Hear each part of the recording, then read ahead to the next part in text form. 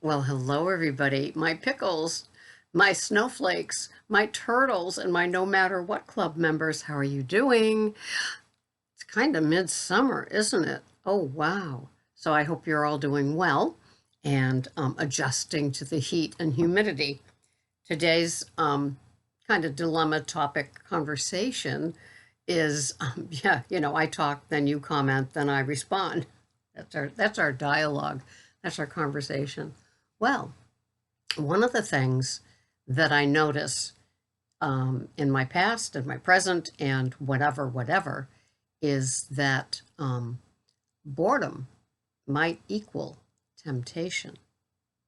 Boredom with your life, low points, or just so points, or same old points, coupled with being put in places where there are temptations. Your house may be a temptation free zone, but once you're let out amongst the general public, things happen, and suddenly other things might seem like a good idea. We have to be very, very mindful of those times because we could get into trouble. And you could be bored with your limited foods. Some of us with our keto, carnivore, carnivish food plans have the same things every day. And for some of us, that may lead to meh, boredom and things like that. For the rest of us, it's comforting. It's like a safety zone, right? You're wrapped in the safety of having a limited food list, and from there you can choose. And I always say, try to be satisfied with what you can have instead of missing, pouty, and stamping your feet about what you can't have anymore. Of course, it's harder if you're around the items that could be pulling you, and we have to be so mindful of that stuff. So you need to be armed and dangerous and planned, and other people, normies, I don't think they think about this stuff like we do. But if I know that I'm going to a cookout, a party, you know, um, some sort of event, a wedding, anything, I want to know what I'm having when I get there, and have it planned. I want to be safe, so I don't suddenly get distracted. We learn in AA the same sort of things. You get a glass of something, a can of something, a bottle of something, and you hold onto it. You don't put it down and then go back to it, or you don't take something off a tray that's being served, or you're very, very careful. I would always sip the first part of my drink that somebody went up to the bar and gets me, because sometimes the the soda water with lime could be a Tanqueray and tonic, and I don't want that. And it's kind of the same thing with food. I want to have a good idea of what I'm going to have. One thing about being almost totally carnivore is that the decision's made. It's much, much, much easier to know going into something what I'm going to have. And if it's the sort of event where I can, like a buffet, then I can pick my meats and be very, very comfortable with that, and know that all I have to do is, hopefully other people are minding their own business and you don't get into that. Right now, veggies, not salad. You're not having bread. Well, you're skinny enough. You don't need to eat those. You can eat those things. Hey, go on, enjoy. What do you do all that work for? Not to enjoy food? And it's like, no, no, no, thank you, no, thank you, no, thank you. Or a cookout where you can, get a hamburger patty, get a hot dog, get, a drumstick, some sort of thing like that. And then you're all set. You put that on the plate, you eat it, you're done. That's a wrap. Go wash your hands and, get on with your day. And I've often told the stories of me at parties and cookouts where I'm not looking at the person that's talking. I'm looking down at their plate and seeing what they're having and watching what they eat. It's something. I would also suggest bringing, a couple of your own bottled waters, like, get a 6-pack of this. I don't say keep it in your car. That's not good when it's hot out.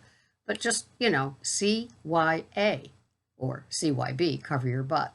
And then when you get there, you're not like, in a quandary about what you're going to have. You're not going to have a food reaction from something you're not used to because you just went there empty-handed and, are relying on OPF, other people's foods, as well as beverages, and you end up, well, we got Diet Coke and Diet Dr. Pepper and Diet Sprite. You've been working really, really hard at not having diet sodas in your life. And so then what do? Well, if you brought your bubbly mineral water, you'd fake it. And once you start being around other people, you're not really tasting what you're drinking or eating anyway, are you? I mean, they say often that the first 3 bites, after that, you could have something else and you wouldn't even notice it because the first 3 bites are what, you can taste of even a steak, right? But I try to taste every bite, and I definitely look forward to it. So being bored, even in a hectic summer lifestyle, can happen. It happens to the best of us. And then we feel like we should be ungrateful because we're kind of bored. And some of us might be longing for a winter day when you're in your loungies and, you've got the clicker and it's too cold to go out and it's, nobody has any expectations of you because it's like 20 degrees out. Some of you may be longing for that right about now because you've had it up to here with the heat and the humidity and the expectations of go, go, go, go, go, because it's summer and you have to. So just be aware that boredom could equal the temptation. And if you've had foods, if this is your first keto, carnivore, carnivish summer, you're going to see things that you might not have seen before. If you're a veteran and this is more than your first summer season, then you are familiar with the temptations that abound out there and how you're going to handle it. Is it easy? No, it's not easy. And it's not predictable. You need to be aware that something can come at you and blindside you. And with each adult beverage that you may have, or you may have planned for and have, trust me, resolve goes down, and suddenly tomorrow looks like a good day to get back on track. What the heck? I've been so good. I haven't had anything like this for fill in the blank. And so I'm going to just enjoy it. I don't care what Sarah would say. I don't care what anybody would say. I'm just going to have it. Isn't that the purpose of all of this? It's a way of eating. It's a lifestyle. We can have it. Sure you can. But just be careful if you're a food addict because there's sometimes hangovers, withdrawals, and consequences from having something that you're kind of allergic to. Like I'm allergic to alcohol. I'm also allergic to sugar, white flour, and lots of those carbs. And so I have to be very, very mindful this time of year as well. So just be careful when you're out there. And remember, it's okay to have like this weird feeling of like being bored with a backyard filled with people and laughter and everything else. It could just, maybe it's your 6th party, this summer or cookout. And it's like the same fare and the same things are pulling at you. And they've got that same thing at dessert, or they've got the same, that dessert table that they put out, phew, I made it through the meal. I had a hamburger patty, a hot dog. I had, a couple of country ribs.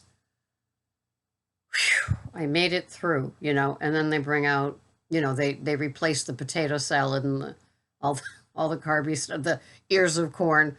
They replace all of that with the dessert table. And it's like, oh my God, here we go again. And somebody's been reading Woman's World and has, put together those, 7 delightful, each thing is under 200 calories dessert. And you're thinking of hoovering the whole table. And it's like, yeah, I'll show you how 200 turns to 2,800 right now. So just be mindful, just be careful. If you are indulging, enjoy every bite. You don't have to get piggy about it. Have that one item. Make sure it is tracked. Make sure you go home and you're honest with yourself. But be prepared because these things, the boredom leading to temptation, leading to indulging, has those consequences, the hangover and the withdrawal. And we don't tend to think that after having a clean and abstinent food plan for a month or 2 or 6 weeks or 4 weeks, that there's going to be a difficulty. You may have adapted your body into a wonderful, nice keto lifestyle, carnivore lifestyle, and suddenly you think, oh, I always had that and it was never a problem.